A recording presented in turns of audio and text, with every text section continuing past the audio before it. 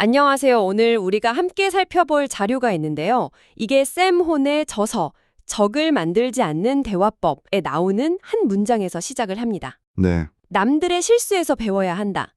그 실수를 다 직접 겪어보기에는 인생이 짧다. 아주 간결한 문장인데 곱씹을수록 의미가 깊은 것 같아요. 그렇죠. 이게 처음 들으면 그냥 실수하지 말라는 거구나 이렇게 단순하게 생각하기 쉬운데요. 네, 맞아요. 사실 그보다 훨씬 더 적극적인 의미가 있어요. 이건 뭐랄까 소극적인 경고가 아니고요. 한정된 시간을 가진 우리가 어떻게 성장을 레버리지할 수 있느냐 여기에 대한 아주 영리한 전략서 같은 거죠. 레버레지라는 표현이 정말 딱 와닿네요. 그러니까 내 시간, 내 노력만으로는 한계가 분명히 있으니 타인의 경험이라는 이 거대한 자산을 잘 활용해라. 이런 거군요. 바로 그거죠. 그래서 이번 시간에는 이 남의 실수에서 배우는 지혜, 이게 도대체 왜 중요한지, 그리고 더 중요한 거, 이걸 우리 삶에 구체적으로 어떻게 적용할 수 있을지 자료에 담긴 통찰들을 아주 깊숙이 한번 파고들어 보려고 합니다. 네, 좋습니다. 자, 그럼 본격적으로 시작해 볼까요? 네, 이 자료가 맨 처음부터 인생이 짧다는 어떻게 보면 당연한 대전제를 딱 던지면서 시작하는 게 좀 흥미로웠어요. 누구나 아는 사실인데 이걸 왜 굳이 맨 앞에 내세웠을까요? 그게 바로 이 모든 논의의 출발점이기 때문인 것 같아요. 우리가 가진 자원 중에 시간이 가장 희소하다. 이걸 인정해야만 그 다음 논의가 시작되거든요. 모든 걸 직접 부딪혀서 배우겠다. 이 말은 사실상 나는 시간이 무한하다고 착각하는 거랑 똑같다는 거죠. 그래서 사료에서는 바로 이 지점에서 사람을 세 부리로 나누는 아주 날카로운 프레임워크를 제시합니다. 그 부분요. 저도 읽으면서 정말 무릎을 탁 쳤습니다. 이걸 기준으로 나는 지금 어디쯤 와 있나? 하고 바로 스스로를 점검하게 되더라고요. 맞습니다. 첫 번째가 이제 같은 실수를 계속 반복하는 어리석은 사람. 네. 그리고 두 번째는 자기 실수에서는 교훈을 얻는 보통 사람.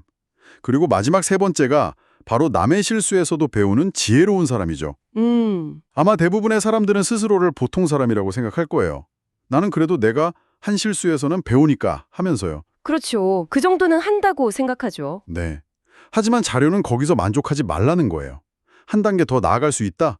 이렇게 우리에게 어떻게 보면 도전장을 내미는 셈이죠. 듣고 보니 그렇네요. 보통에 머무를 거냐 아니면 지혜로 나아갈 거냐 이건 능력의 문제가 아니라 정말 선택과 태도의 문제다. 이런 메시지 같아요. 좋습니다. 그렇다면 지혜로운 사람이 되기 위해서 구체적으로 어디서 또 어떻게 그 남의 경험이라는 귀한 교재를 구할 수 있을까요? 자료에서 제시하는 5가지 경로가 아주 현실적이었어요. 첫 번째 경로는 가장 거대하고 방대한 데이터베이스죠. 바로 역사입니다. 역사요? 네. 자료에서는 역사를 가장 훌륭한 교과서라고 표현하는데 정말 이보다 더 적절한 비유는 없는 것 같아요. 수천 년에 걸쳐서 수많은 사람들이 겪은 성공과 실패의 결과가 고스란히 다 기록되어 있으니까요. 그런데 솔직히 역사에서 배우라는 말이 좀 막연하게 들릴 때가 많잖아요.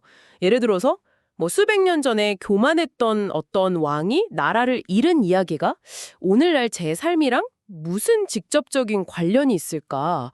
너무 스케일이 크다는 생각도 들고요. 아주 좋은 질문이세요. 바로 그 스케일 때문에 오히려 본질이 더 잘 보인다는 게 핵심이에요. 오. 왕의 교만이 나라를 망하게 한 사건의 본질이 뭘까요? 그건 바로 한 사람의 통제되지 않은 오만함이 시스템 전체를 무너뜨릴 수 있다는 패턴입니다. 패턴이요? 네, 패턴. 이걸 오늘날로 한번 가져와 볼까요? 한 팀장의 독단적인 결정이 팀 프로젝트 전체를 위기에 빠뜨리는 모습. 한 CEO의 잘못된 판단이 회사를 그냥 휘청이게 만드는 모습. 정확히 같은 패턴이죠. 와, 듣고 보니 그러네요. 인물하고 배경만 바뀌었을 뿐이군요. 맞아요. 인간의 본성 그리고 그로 인한 결과의 패턴은 시대를 초월해서 계속 반복되거든요. 역사는 그 패턴을 가장 극적으로 보여주는 거대한 시뮬레이션 결과지인 셈이죠. 인간 행동 패턴의 아카이브. 이렇게 보니까 완전히 다르게 느껴집니다. 그렇다면 역사 속 인물의 실패는 우리가 미래에 겪을 수도 있는 위험을 미리 알려주는 일종의 백신 같은 거겠네요. 정확합니다. 자, 그럼 그 거대한 역사에서 우리 주변의 일상으로 시선을 한번 옮겨볼까요? 두 번째 경로가 바로 우리 주변 사람들입니다.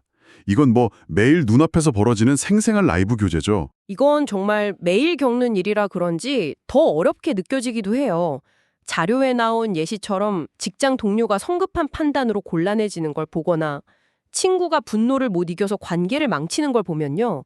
아, 저걸 보고 배워야지? 이 생각보다 솔직히 나는 저렇지 않아서 다행이다. 이런 안도감, 심지어는 한심하다는 판단이 먼저 들 때가 많잖아요. 그렇죠. 본능적으로 그렇게 되죠. 네. 이런 감정의 함정을 어떻게 피해야 할까요? 바로 그 지점을 자료가 아주 날카롭게 지적하고 있습니다. 남의 실수를 봤을 때 비판이나 판단이 아니라 학습의 자세를 갖는 것. 이게 사실 의식적인 노력이 필요한 부분이에요. 의식적인 노력이요? 네. 저 사람은 왜 저럴까 하고 평가하는 대신에 질문의 방향을 나에게로 돌리는 거죠. 어떤 상황과 생각이 저런 실수로 이어졌을까? 만약 나였다면 저 상황에서 어떻게 달랐을까? 이렇게요. 나는 저렇게 하지 말아야지라는 다짐은 타인을 나를 비추는 거울로 삼을 때만 가능하거든요. 아, 그냥 남을 평가하는 데서 그쳐버리면 그건 그냥 단순한 뒷담화일 뿐이지 어떤 배움도 일어나지 않게 되는 거죠. 질문의 방향을 바꾸는 것, 그게 핵심이군요. 타인을 향한 손가락을 나를 비추는 거울로 만드는 그런 의식적인 전환이 필요하다는 말씀이네요. 알겠습니다.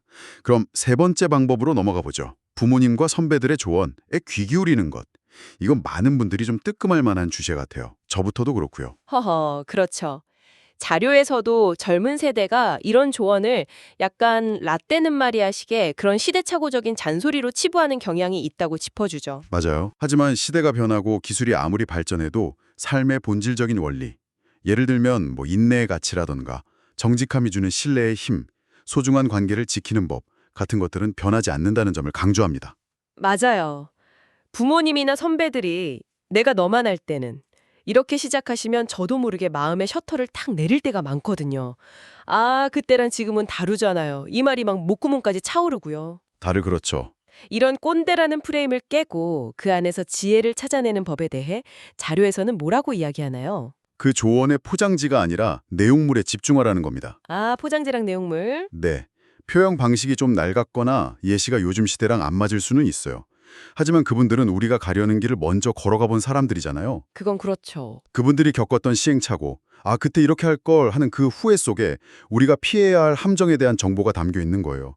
마치 먼저 탐험을 다녀온 선배가 지도에 이쪽 길은 맹수가 있으니 가지 마시오 이렇게 표시해 준 거랑 똑같죠. 와, 비유가 정말. 그 조언에 듣고 안 듣고는 우리의 선택이지만 그 지도를 무시하고 갔다가 겪게 될 위험은 온전히 우리의 몫이 되는 겁니다. 조언을 낡은 포장지로 볼 게 아니라 위험을 알려주는 지도로 봐야 한다는 비유가 확 와닿습니다. 이렇게 관찰하고 듣는 것 외에 좀 더 적극적으로 지혜를 찾아 나서는 방법도 있겠죠? 역시 이럴 땐 책만한 게 없는 것 같아요. 네 번째 경로가 바로 독서입니다. 네. 자료에서는 독서를 가장 효율적인 방법이라고 단언하는데 저는 이 표현에 전적으로 동의합니다. 저도요. 한번 생각해 보세요. 세계적인 투자자가 수십 년간 수조원을 잃고 얻으면서 깨달은 투자 원칙을 우리는 책 한 권 값으로 단 몇 시간 만에 배울 수 있습니다. 직접 수조원을 잃어보지 않고도요. 이보다 더 엄청난 효율과 레버리지가 어디 있겠어요. 정말 그렇죠. 자기계발서는 어떻게 보면 성공한 사람들의 실패 데이터베이스라고 할 수 있고 위인전은 존경하는 인물들조차 얼마나 인간적인 실수를 저질렀고 그걸 또 어떻게 극복했는지 보여주는 분투기고요. 저는 소설도 마찬가지라고 생각해요. 맞습니다. 소설을 읽는다는 건 내 삶을 살아보면서 동시에 수많은 다른 인물들의 삶을 살아보는 거랑 똑같아요. 그들의 선택, 그로 인한 비극, 기쁨, 후회를 따라가면서 우리는 안전하게 인생의 다양한 경우의 수를 간접 체험하게 되는 거죠. 만약 내가 저 상황이었다면 하고 끊임없이 질문을 던지게 만들고요. 몇 시간의 독서로 누군가의 몇십 년 인생을 배우는 셈이니 이보다 더 가성비 좋은 투자는 정말 찾기 힘듭니다. 그리고 마지막으로 자료에서는 신앙인을 위한 구체적인 예시로 성경을 언급합니다. 저는 이게 특정 종교의 이야기를 넘어서서 하나의 텍스트가 어떻게 수천 년에 걸친 인간 경험이 응축된 지혜의 보고가 될 수 있는지를 보여주는 좋은 사례라고 생각했어요. 네네, 그런 관점에서 충분히 볼 수 있죠. 다윗이나 솔로몬처럼 위대한 인물조차 어떤 유혹에 빠져서 치명적인 실수를 저지르는지 그 결과가 얼마나 끔찍한지를 보여주면서 인간의 나약함을 경고하고요. 네. 반대로 요셉이나 다니엘처럼 억울한 시련 속에서도 원칙을 지킨 인물이 결국 어떻게 승리하는지를 보여주면서 희망을 주기도 하죠. 수천 년 동안 수많은 사람들의 삶에서 검증된 그런 인간 본성에 대한 통찰이 담겨 있다고 볼 수 있는 겁니다. 이렇게 5가지 경로를 툭 살펴보니까 결국 우리 주변의 배움의 기회는 정말 널려 있다는 생각이 드네요. 문제는 그걸 배움으로 연결하는 우리의 태도인 것 같습니다. 정확합니다. 그래서 자료의 후반부는 이 모든 방법론보다 더 근본적인 문제, 즉 어떤 마음으로 배울 것인가에 대해 집중을 해요. 그리고 가장 경계해야 할 마음으로 교만을 꼽습니다. 교만. 네. 어떻게 배우느냐, how 이전에 어떤 마음으로 대하느냐, 애티튜드가 먼저라는 거죠. 나는 저 사람처럼 저런 바보 같은 실수는 절대 안 해. 라는 생각, 이게 가장 위험하다는 거군요. 바로 그거죠. 타인의 실수가 나의 오만함을 키우는 재료가 되는 순간 모든 배움의 문이 닫힌다, 이런 경고처럼 들립니다. 맞습니다. 나도 언제든 저런 상황에 처하면 똑같은 실수를 할 수 있는 연약한 존재다라는 인식이 전제되어야만 진정한 배움이 시작됩니다. 그런데 자료는 여기서 한 걸음 더 나아가요. 오, 더요? 네, 단순히 배우는 데서 그치는 게 아니라 실수한 사람을 비난하고 손가락질하는 대신에 그들이 다시 회복하도록 격려하고 돕는 마음까지 가져야 한다고요. 아, 그 부분이 정말 인상 깊었습니다. 단순히 지혜를 얻는 차원을 넘어서 공동체적인 성숙을 이야기하는 거잖아요. 왜 그런 마음까지 가져야 한다고 설명하나요? 왜냐하면 우리 역시 언젠가 실수하고 넘어졌을 때 누군가의 비난이 아니라 따뜻한 손길이 절실히 필요한 순간을 맞이하게 될 것이기 때문이죠. 아, 오늘은 내가 관찰자이지만 내일은 내가 무대 위의 실수가 될 수 있는 거니까요.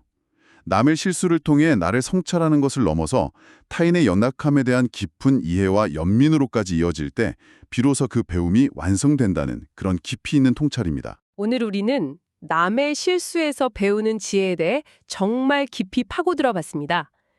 인생이라는 한정된 자원을 어떻게 레버리지할 것인가? 이런 현실적인 문제에서 출발해서요.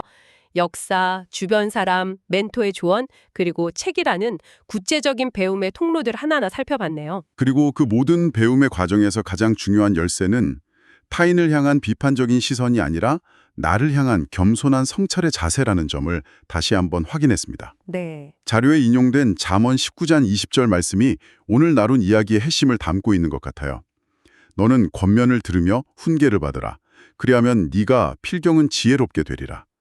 결국 지혜는 닫힌 마음이 아니라 열린 마음에 깃든다는 뜻이겠죠. 오늘 탐구는 실수라는 키워드에 집중했습니다. 타인의 실패를 통해 우리는 겸손하게 배울 수 있었죠. 그렇다면 여기서 당신에게 마지막으로 질문 하나를 남겨드리고 싶습니다. 남의 성공에서 배울 때도 과연 똑같은 겸손함이 필요할까요? 아니면 성공을 배우는 과정에서는 질투나 조급함 같은 실수에서 배울 때와는 또 다른 종류의 마음속 경계, 경보가 울리게 될까요? 이 질문에 대한 답을 한번 생각해 보시면 좋겠습니다.